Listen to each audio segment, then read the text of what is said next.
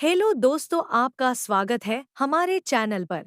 आज हम बात करने वाले हैं कल्ट क्लासिक फिल्म मुगले आजम के बारे में। अगर आप इस चैनल पर नए हैं तो लाइक और सब्सक्राइब कर और हमारे चैनल को सपोर्ट करें। आभार। 2000 ऊंट, 400 घोड़े और 8000 सैनिक, कुछ ऐसे इंतजामात किए गए थे जब मुगले आजम फिल्म के युद्ध वाले दृश्य फिल्माए गए थे। सलीम और अकबर के बीच हुए उस युद्ध के दृश्य को भारतीय सेना की 56 जयपुर रेजिमेंट के सहयोग से पिक्चराइज किया गया था। दैनिक भास्कर की माने तो इस दृश्य में इस्तेमाल किए गए ऊंट और घोड़े 56 जयपुर रेजिमेंट के ही थे। सैनिक भी भारतीय सेना के जवान थे और इस सब के लिए रक्षा मंत्रालय से विशेष अनुमति ली गई थी। आज मुगले आजम को रिलीज हुए 64 साल हो गए हैं। 5 अगस्त 1960 के दिन ये कल्ट क्लासिक फिल्म रिलीज हुई थी। इस फिल्म के बारे में इतना कुछ है कहने के लिए कि 10 आर्टिकल भी कम पड़ जाएं। और इंटरनेट से सही जानकारियां खंगालना एक मुश्किल काम है। इसलिए आज पहली दफा मैंने इतनी महंगी किताब ऑर्डर की है। श्री राजकुमार केसवानी जी द्वारा लिखित दास्ताने मुगले आजम हिंदी में लिखित एक शानदार किताब बताई जाती है। सही और विश्वसनीय जानकारियां तो तभी मिलेंगी, लेकिन आज जो जानकारियां इस लेख में मैं देने की कोशिश कर रहा हूं वो भी मैं प्रतिष्ठित सोर्सेज से ही लिख रहा हूं। के आसिफ ने जब पहली दफा मुगले आजम पर काम शुरू किया था तब डी के सप्रू को उन्होंने सलीम के रोल के लिए कास्ट किया था। अकबर का रोल निभाने वाले थे चंद्रमोहन जी और अनारकली बनने वाली थी नरगिस जी। चंद्रमोहन जी ने कुछ दृश्य शूट किए थे, मगर 1949 में हार्ट अटैक की वजह से उनकी मौत हो गई और तब फिल्म की शूटिंग भी रुक गई। बाद में जब दोबारा काम शुरू हुआ तो आप जानते ही हैं कि किन कलाकारों को मुख्य किरदारों में लिया गया। कहा जाता है कि जब मुगले आजम कंप्लीट हो गई तो के आसिफ ने इसका एक भव्य प्रीमियर मराठा मंदिर में रखा। फिल्म की रील को हाथी पर रखकर ढोलनगाड़े, शहनाई व बिगुल बजाते हुए मराठा मंदिर तक लाया गया था। फिल्म इंडस्ट्री व अन्य क्षेत्रों के 1100 लोग इस प्रीमियर में शामिल हुए थे।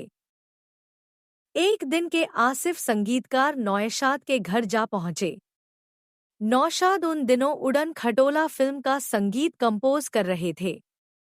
उस दिन जब के आसिफ नौशाद के घर आए तो बोले, तुम बहुत कहते थे ना मुझसे कि बड़ी बड़ी बातें करने की बजाय बड़ा काम करो। वो दिन आ गया है। मैं मुगले आजम बना रहा हूं, तुम्हें इसका संगीत देना होगा। जवाब में नौशाद ने कहा, मुझे माफ करो, मैं तो पहले ही बहुत व्यस्त हूं, मेरी तबीयत भी सही नहीं चल रही है। नौशाद का जवाब सुनकर के आसिफ ने कुछ ऐसा किया जिससे नौशाद को उन पर बहुत गुस्सा आया। उन्होंने अपनी जेब से 1 लाख रुपए निकाले और नौशाद के हारमोनियम पर रख दिए। नौशाद को लगा कि के आसिफ उनका अपमान कर रहे हैं। उन्होंने गुस्से में वो गड्डी उठाकर फेंक दी। कमरे में नोट ही नोट फैल गए। के आसिफ ने कोई प्रतिक्रिया नहीं दी, वो बस मुस्कुराते रहे। इसी बीच नौशाद का नौकर चाय की ट्रे लेकर कमरे में आया और जब उसने देखा कि कमरे में चारों तरफ नोट ही नोट बिखरे हैं तो वो ट्रे रखकर नौशाद की पत्नी को उस नज़ारे के बारे में बताने दौड़ पड़ा। नौशाद की बीवी कमरे में आई। फर्श पर पड़े उन नोटों को देखकर वो भी बड़ी हैरान हुई। उन्होंने के आसिफ से पूछा कि माजरा क्या है। चाय की चुस्कियां ले रहे के आसिफ उनसे बोले, अपने मियाँ से पूछिए। नौशाद का नौकर और उनकी पत्नी उन नोटों को उठाने लगे।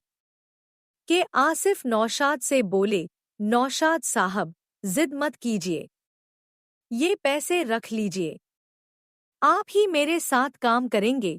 नौशाद पिघल गए। उन्होंने के आसिफ से कहा, अपने पैसे वापस ले लीजिए, मैं आपके साथ काम जरूर करूंगा। और काम के बाद अपनी फीस लूंगा।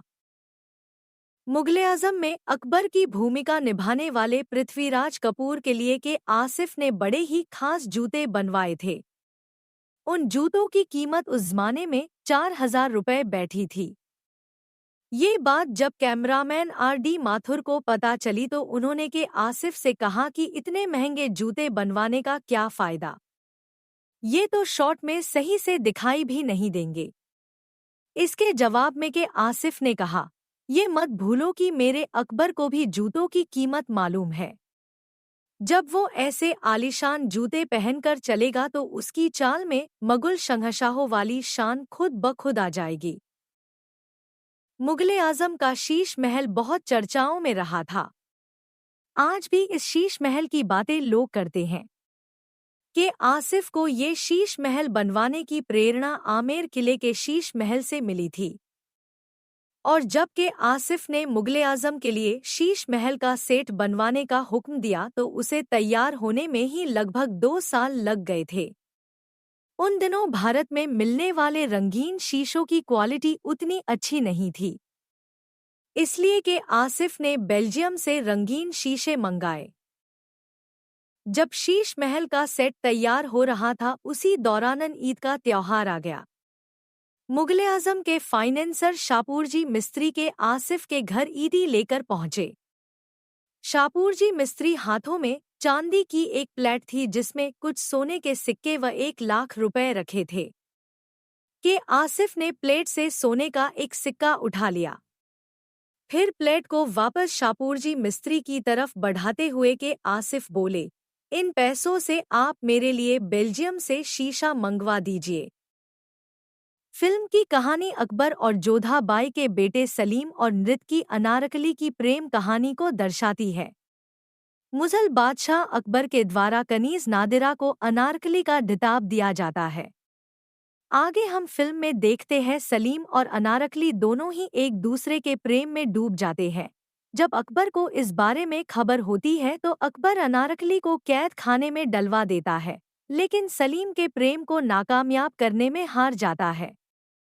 इस फिल्म को इंडियन सिनेमा की सबसे बेहतरीन फिल्म माना जाता है।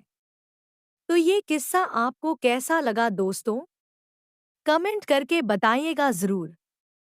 और हाँ, इस वीडियो को लाइक शेयर करना मत भूलिएगा, क्योंकि आपका लाइक शेयर करना ओल्ड एरा को आपके लिए ऐसे और भी किस्से लाते रहने के लिए प्रेरित करता है। आज हम बात करने वाले हैं कल्ट क्लासिक फिल्म मुगल-ए-आजम के बारे में। अगर आप इस चैनल पर नए हैं तो लाइक और सब्सक्राइब कर और हमारे चैनल को सपोर्ट करें। आभार।